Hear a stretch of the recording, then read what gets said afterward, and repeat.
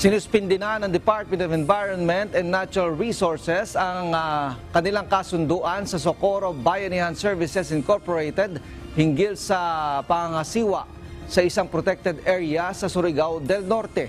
Sa isang pahayag sinabi ng DNR na iniimbestigahan na nila ang posibleng violation ng grupo sa terms and conditions ng Protected Area Community-Based Resource Management Agreement.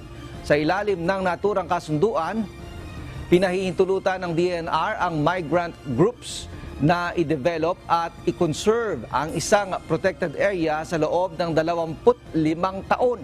Ayon sa DNR, nakikipag-ugnayan na sila sa iba pang mga ahensya ng pamahalaan upang maipatupad ang suspension at ang resettle ng mga taong umuokupa sa lugar.